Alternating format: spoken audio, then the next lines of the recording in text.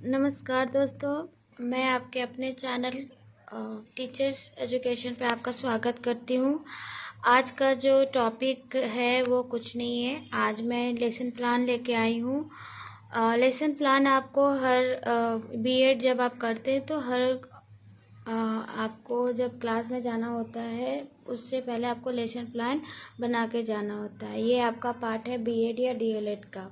तो आज का लेसन प्लान है विज्ञान का, बायो का है लेसन प्लान। तो सबसे पहले इसमें करना क्या होता है, पहले आप विद्यालय का नाम लिखेंगे। जैसे यहाँ पे विद्यालय का नाम होता है कि कौन से विद्यालय में आप जा रहे हैं उसका आप लिखोगे। छात्रा अध्यापक का नाम, यानी आप अपना नाम लिखेंगे कि आपका नाम क्या है। उसके बाद है डेट, जिस डेट में आप पढ़ाने जा रहे हैं। उसके बाद विषय है, विषय मतलब आपका कौन से सब्जेक्ट से है। क्लास होता है पीरियड, कौन से पीरियड में आप जाएंगे। कक्षा क्लास, कौन से क्लास को आप पढ़ाने वाले हैं।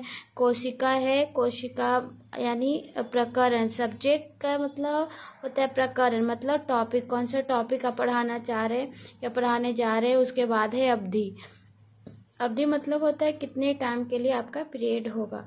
उसके बाद हम लोग आते हैं समान उद्देश्य पे। समान उद्देश्य में हम लोग को क्या क्या लिखना होता है। जैसे जनरल ऑब्जेक्टिव है कि आप उस चीज़ को अगर पढ़ाएंगे तो बच्चों में क्या क्या डेवलपमेंट होगा।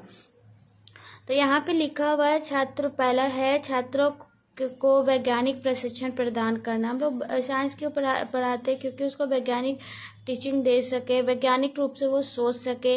सेकंड है छात्रों को विज्ञान की उपयोगिता के विषय में जानकारी प्राप्त करना। यानी कि क्या है, हम लोग का जो मेन एम होता है कि एक बच्चा जो है कैसे साइंस के बारे में ज़्यादा से ज़्यादा जान सके। थर्ड है छात्रों में चिंतन शक्ति, तर्क शक्ति का विकास करना। फोर्थ है छात्रों में वैज्ञानिक दृष्टिकोण का विकास करना, यानी कि वो हर तरीके से वैज्ञानिक ढंग से सोच सके। और लास्ट है आपको छात्रों में विज्ञान विषय के प्रति रुचि उत्पन्न करना, यानी कि हम विज्ञान इसलिए पढ़ाना चाहते ताकि वो जो बच्चा है वो विज्ञान के प्रति आकर्षित हो सके, अपना रुचि उत्पन्न कर सके। उसके बाद आ जाइए विशिष्ट उद्देश्य में, यानी कि आप उस सब्जेक्ट, अगर वो टॉपिक आप पढ़ाएंगे, वो सब्जेक्ट पढ़ाएंगे तो वो उससे जो डेवलपमेंट होगा वो विशिष्ट उद्देश्य में होता है। जैसे छात्र कोशिका का प्रत्यास्मरण कर सकेंगे। सेकेंड है छात्र कोशिका के प्रकारों के बारे में जान सकेंगे। छात्र कोशिका से संबंधित ज्ञान का प्रयोग कर सकेंगे, यानी आप पढ़ाएंगे तो प्रत्यास्मरण कर सकेंगे वो। या सेकेंड है, या आप कोशिका के बारे में, ऑब्वियस ही बात है जब आप सेल पढ़ाएंगे तो उसके टाइप्स के बारे में बताएंगे, यानी एक बच्चे को क्या होगा उसके प्रकारों के बारे में भी वो जान जाएगा। छात्र जो है उससे संबंधित, कोशिका से संबंधित और भी पाठ के बारे में प्रयोग कर सकेगा, यानी आगे उसको काम देगा। उसके बाद सहायक सामग्री आता है, कौन कौन से सहायक सामग्री चाहिए।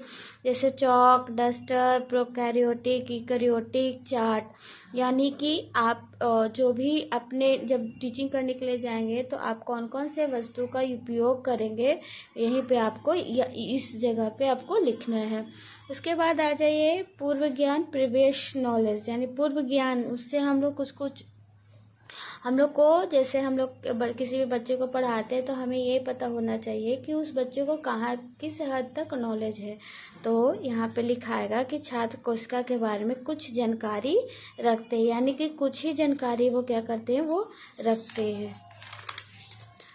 अब आगे आ जाइए, आगे है प्रस्तावना। अब हम लोग अपना रियल टॉपिक स्टार्ट करेंगे। प्रस्तावना इंट्रोडक्शन होगा, जहाँ पे आपका फर्स्ट है शिक्षक बिंदु। उसके बाद है शिक्षण उद्देश्य या व्यवहार परिवर्तन। उसके बाद है शिक्षक क्रियाशीलन या टीचर एक्टिविटी, छात्र क्रियाशीलन। शिक्षक सहायक सामग्री, टीचिंग एड और टीचिंग मेथड, कौन सा मेथड आप यूज़ करते हैं या उसका नाम लिखाएगा। सांपटकार, यानी कि आप ब्लैक बोर्ड का भी यूज करेंगे वहाँ पे। तो यहाँ पे आपको करना क्या है, शिक्षक क्रियाशीलन में आपको करना है, आपको यहाँ पे एक्टिव होना है, क्योंकि आप बच्चों से आप जाएंगे तो सीधे आप टॉपिक नहीं स्टार्ट करना है, हमें वहाँ पे कुछ प्रश्न करना है बच्चों से, ताकि उनके हमें टॉपिक को स्टार्ट करने में आसानी हो सके। तो पहला है हमारा घर, हमें क्वेश्चन अराइज करने हैं बच्चों से। पहला हम पूछेंगे हमारा घर किस चीज़ से मिलकर निर्माण किया गया है। तो बच्चे क्या जवाब देंगे, ईंट, सीमेंट, पत्थर आदि इत्यादि। इस प्रकार हम सेकंड फिर पूछेंगे इस प्रकार हमारे शरीर का निर्माण किससे होता है। तो वो लोग क्या बोलेंगे, कोशिका से। थर्ड है कोशिका क्या होता है। तब ये आपका बच्चा जब मौन हो जाएगा तब ये हमारा टॉपिक मिल गया, यानी हमें कोशिका के बारे में आज अध्ययन बच्चों को कराना है, यानी समस्यात्मक प्रश्न। उसके बाद आपका लिखा जाएगा उस उद्देश्य कथन। बच्चों उद्देश्य कथन यानी एम, हमें क्या अपने कक्षा में करना है। तो एम है बच्चों आज हम कोशिका के बारे में विस्तार पूर्वक अध्ययन करेंगे। यानी बच्चों आज हम लोग का उद्देश्य क्या है, निश्चित हो चुका है कि हम क्या पढ़ाएंगे, हम सेल के बारे में बताएंगे। अब आ जाइए, अब देखिए शिक्षक बिंदु, हमें कौन सा टीचिंग पॉइंट लेना है। कोशिका और कोशिका की खोज की व्याख्या। सबसे पहले कोशिका क्या होता है और कोशिका की खोज किसने की, इसके बारे में हम बताएंगे। और शिक्षण उद्देश्य स्पष्टीकरण है, यानी कि देखिए अब क्या है, हम लोग स्पष्टीकरण बच्चों को देंगे। तो सब टॉपिक में क्या हो जाएगा, सब टॉपिक में आपका हो जाएगा क्या, कोशिका। बच्चों कोशिका सजीवों के शरीर की रचनात्मक और क्रियात्मक इकाई है जो स्वतः जनन में समर्थ रखती है। कोशिका का अंग्रेजी सेल लैटिन भाषा में सेलुला शब्द से लिया गया है, जिसका अर्थ एक छोटा सा कमरा होता है। तो यहाँ पे छात्र क्या करेंगे, जब आप पढ़ाएंगे तो बच्चे क्या करेंगे, चुपचाप ध्यानपूर्वक सुनेंगे। और यहाँ पे हमने क्या किया है, व्याख्या विधि अपना रहे, तो हम यहाँ पे क्या लिख देंगे, व्याख्या विधि। उसके बाद आ जाइए कोशिका की खोज कोशिका के खोज के बारे में बताएंगे। तो 1665 ईस्वी में रॉबर्ट हुक ने खोज किया था, जो कि निर्जीव कोशिका था। 1674 ईस्वी में लीवनहोक ने सजीव कोशिका के बारे में बताया था, यानी जो 1665 ईस्वी में रॉबर्ट हुक ने जो कोशिका का खोज किया था वो निर्जीव था, डेड सेल था। लेकिन उसके बाद 1674 ईस्वी में लीवनहोक ने कोशिका का खोज किया जो कि एक लिविंग सेल था। इसके बाद हमें इतने बच्चों को बताने के बाद कुछ प्रश्न बीच में ही करने हैं, जो कि बहुत ज़रूरी होता है। इससे बच्चों का अलर्ट, कितना बच्चे अलर्ट होकर सुन रहे हैं ये पता चलता है। बोधात्मक या विकासात्मक प्रश्न पूछेंगे। क्या पहला, हमारा शरीर किस चीज़ से मिलकर बना हुआ है। क्योंकि हमने पढ़ा दिया है तो हम बच्चे क्या बोलेगा, कोशिका, यानी कौन सा विधि हम लोग अपना रहे, प्रश्नोत्तर विधि। और यहाँ पे मैंने छुट्टी किया है, यहाँ पे आप ब्लैक बोर्ड पे भी आप लिखते जाएंगे खोज किसने किया था, रॉबर्ट हुक, वर्ष 1665, और कैसा था, डेढ़ से। लिविंग सेल का आविष्कार खोज कौन किया, रॉबर्ट वॉन लीवनहॉक, और कौन से वर्ष में, 1674 ईस्वी में। हम लोग यहाँ आते हैं कौन सा विधि का, यहाँ हम लोग यूज कर रहे हैं प्रश्नोत्तर विधि का। तो उसके बाद क्या था, हम लोग कहाँ पे थे, हमारा शरीर किस चीज़ से मिलकर बना हुआ है, तो कोशिका। सेकंड है कोशिका किसके द्वारा खोज किया था। तो बच्चे क्या बोलेंगे, क्योंकि हमने अभी पढ़ाया है तो क्या बोलेंगे, रॉबर्ट हुक।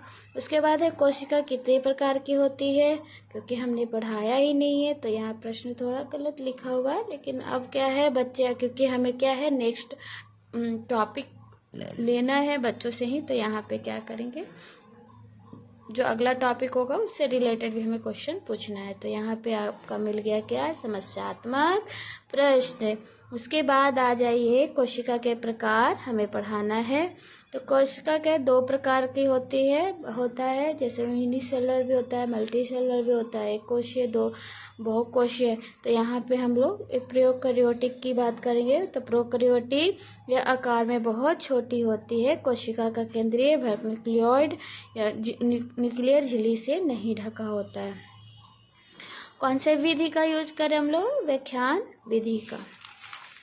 उसके बाद आ जाइए केंद्रक अनुपस्थित होता है और झिल्ली द्वारा घिरे अंग अनुपस्थित होते हैं, यानी उसमें सेल ऑर्गेनल में जो बाउंड्री होता है, मेम्ब्रेन होता है, वो अब्सेंट होता है प्रोकैरियोटिक में।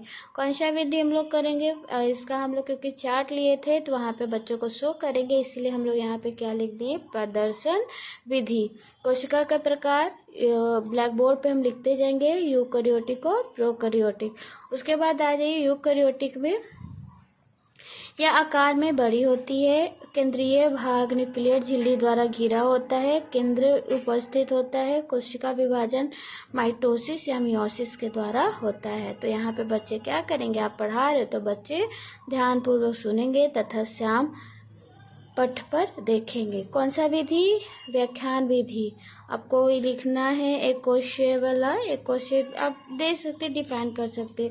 उसके बाद थोड़ा सा बच्चों को सेल शेप के बारे में बता देंगे। सेल का कोशिकाओं अंडाकार, लंबाकार, स्तंभकार होती है, कुछ सूक्ष्मदर्शी होती है तो कुछ नंगी आंखों से देखा जा सकता है। आप इतना बता दिए, बहुत अच्छी बात है। जैसे यहाँ पे मेंशन नहीं किया गया तो आप ये भी लिख सकते हैं। तो आप उसके बाद लास्ट में आपको पूछना है बच्चों से विकासात्मक प्रश्न, कोशिका कितने प्रकार की होती है, तो बच्चे क्या बोलेंगे, 2, क्योंकि हम लोगों ने 2 पढ़ाया है। कौन से विधि का यूज़ करें, प्रश्नोत्तर विधि का। दोनों कोशिकाओं का नाम बताएं, तो बच्चे क्या बताएंगे, यूकैरियोटिक तथा प्रोकैरियोटिक कोशिका। अब आ जाइए मूल्यांकन प्रश्न का, यानी कि अब मूल्यांकन प्रश्न भी इवोल्यूशन क्वेश्चन करना है। कोशिका की खोज किसने की, सेकंड है आपका कोशिका कितने प्रकार की होती है, थर्ड प्रोकैरियोटिक कोशिका में क्या क्या विशेषता होती है, फोर्थ यूकैरियोटिक कोशिका में क्या क्या विशेषता होती है, 5 है एक कोशिका जीव के उदाहरण बताएं।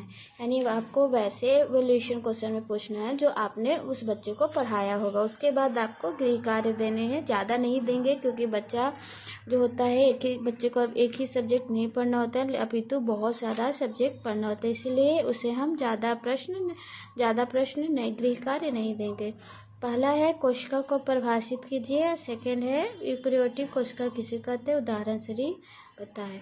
तो ये था आपका लास्ट में फीडबैक। तो फीडबैक तो बच्चे या फिर को और देंगे, तो आप अपने आप को तो फीडबैक दोगे नहीं। तो यहाँ पे आपका आज का जो लेसन प्लान था कोशिका के बारे में था। मैं नेक्स्ट टॉपिक पे लेसन प्लान बना कर लेके आऊँगी। Thank you. और पसंद आया हो वीडियो तो लाइक शेयर और सब्सक्राइब कीजिएगा।